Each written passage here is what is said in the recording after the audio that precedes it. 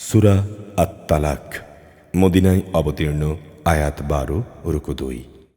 বিসমিল্লাহির রহমানির রহিম। হে নবী, সাথীদের বলো, যখন তোমরা তোমাদের স্ত্রীদের তালাক দাও বা দিতে ইচ্ছা করো, তখন তাদের ইদ্দতের অপেক্ষার সময়ের প্রতি লক্ষ্য রেখে তাকে তালাক দিও। ইদ্দতের যথার্থ হিসাবে রেখো। তোমরা আল্লাহ তাআলাকে ভয় করো, যিনি তোমাদের রব। ইদ্দতের সময় কোনো অবস্থায়ই তাদের নিজেদের বসত বাড়ি থেকে বের করে দিও না। তারা নিজেরাও যেন এ সময় তাদের ঘর থেকে বের না হয়ে যায়। তবে যদি তারা কোনো জঘন্য অশ্লীলতাজনিত অপরাধী হয়ে আসে, তাহলে সেটা ভিন্ন কথা। এগুলো হচ্ছে আল্লাহর সীমারেখা। যে ব্যক্তি আল্লাহর এ সীমারেখা অতিক্রম করে, সে মূলত এর দ্বারা নিজের উপর নিজেই জুলুম করে। তুমি তো জানো না, এরপর আল্লাহ তাআলা হয়তো পুনরায় তোমাদের মাঝে সহৃদয়তার কোনো একটা পথ বের করে দেবেন। অতঃপর যখন তারা তাদের ইদ্দতের সে নির্ধারিত সময়ের শেষ প্রান্তে উপনীত হয়, তখন তাদের হয় সম্মানজনক পন্থায় বিয়ে বন্ধনে রেখে দেবে, না হয় সম্মানের সাথে তাদের আলাদা করে দেবে। এবং উভয় অবস্থায়ই তোমাদের মধ্য থেকে দুজন ন্যায়পরায়ণ লোককে তোমরা সাক্ষী বানিয়ে রাখবে। সাক্ষীদেরও বলো, তোমরা শুধু আল্লাহর জন্যেই এই সাক্ষ্য দান করবে।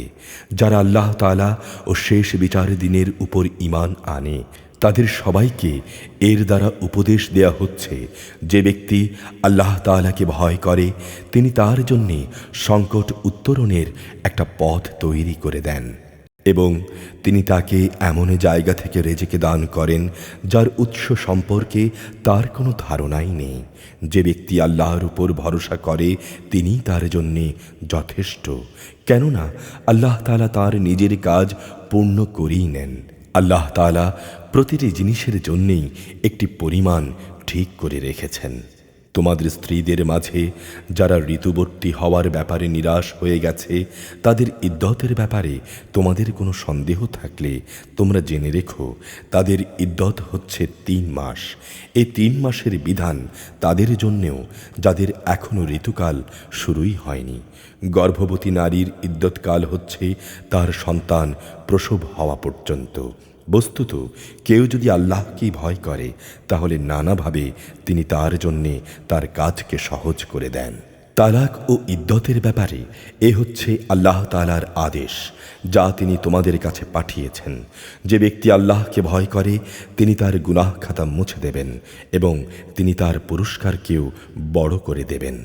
ইদ্দতের সময় তোমরা নিজেদের সামর্থ্য অনুযায়ী তাদের সেই ধরনের বাড়িতে থাকতে দিও, যে ধরনের বাড়িতে তোমরা নিজেরা থাকো। কোনো অবস্থায়ই সংকট সৃষ্টি করার মতলবে তাদের কষ্ট দিও না। আর যদি তারা সন্তান সম্ভবা হয়, তাহলে ইদ্দতের নিয়ম অনুযায়ী তারা সন্তান প্রসব না করা পর্যন্ত তাদের খরপোশ দিতে থাকো।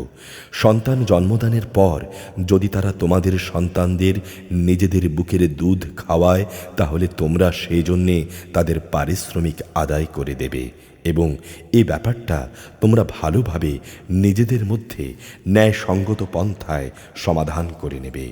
যদি তোমরা একে অন্যের সাথে জেদ করো, তাহলে অন্য একজন মহিলা এ সন্তানকে দুধ খাওয়াবে।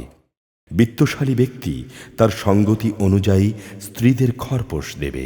আবার যে ব্যক্তির অর্থনৈতিক সঙ্গতি সীমিত করে দেয়া হয়েছে, সে ব্যক্তি ততটুকু পরিমাণই খরপোশ দেবে যতটুকু আল্লাহ তাআলা তাকে দান করেছেন। আল্লাহ তাআলা যাকে যে পরিমাণ সামর্থ্য দান করেছেন, তার বাইরে কখনো কোনো বোঝা তার উপরে তিনি চাপান না। আল্লাহর উপর নির্ভর করলে আল্লাহ তাআলা তাকে অচিরেই অভাব অনটনের পর সচ্ছলতা দান করবেন। কত জনপদের মানুষই তো নিজেদের রব ও তাঁর রসূলের নির্দেশের বিরুদ্ধে বিদ্রোহ করেছিল। অতঃপর আমি তাদের কাছ থেকে সেই জন্যে কঠিন হিসাব আদায় করে নিয়েছি এবং আমি ওদের কঠোর শাস্তি দিয়েছি। এরপর তারা তাদের কৃতকর্মের শাস্তি ভোগ করল। মূলত তাদের এ কাজের পরিণাম ফল ছিল চরম ক্ষতি। আল্লাহ তাআলা পরকালে তাদের জন্য এক কঠিন আযাব প্রস্তুত করে রেখেছেন। অতএব হে মানুষ, তোমরা যারা জ্ঞান সম্পন্ন, তোমরা যারা আল্লাহ তাআলার উপর ঈমান এনেছো, তোমরা আল্লাহকে ভয় করো।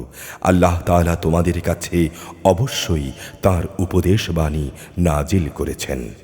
তিনি রসুল পাঠিয়েছেন, যে রসুল তোমাদের আল্লাহর সুস্পষ্ট আয়াতসমূহ পড়ে শোনায়, যাতে করে সে তোমাদের যারা ঈমান এনেছে এবং ভালো কাজ করেছে তাদের জাহিলিয়াতের অন্ধকার থেকে হেদায়াতের আলোতে নিয়ে আসতে পারে। তোমাদের যে কেউই আল্লাহর উপর ঈমান আনে এবং ভালো কাজ করে, তিনি তাকে জান্নাতে প্রবেশ করাবেন, এমন এক জান্নাত যার তলদেশ দিয়ে ঝর্ণাধারা প্রবাহিত হবে। সেখানে তারা অনন্তকাল ধরে অবস্থান করবে। এমন লোকের জন্যে অবশ্যই আল্লাহ তাআলা উত্তম রেজেকের ব্যবস্থা করে রেখেছেন। আল্লাহ তাআলা যিনি ৭ আসমান ও তাদের অনুরূপ সংখ্যক জমিন সৃষ্টি করেছেন, আবার উভয়ের মাঝখানে যা আছে তাদের জন্যে তার নির্দেশ জারি হয়, যাতে করে তোমরা এই কথা অনুধাবন করতে পারো যে আকাশ পাতালের সকল কিছুর ওপর আল্লাহ তাআলাই একক ক্ষমতাবান এবং আল্লাহর জ্ঞান এ সৃষ্টি লোকের প্রতিটি বস্তুকেই পরিবেষ্টন করে রেখেছে।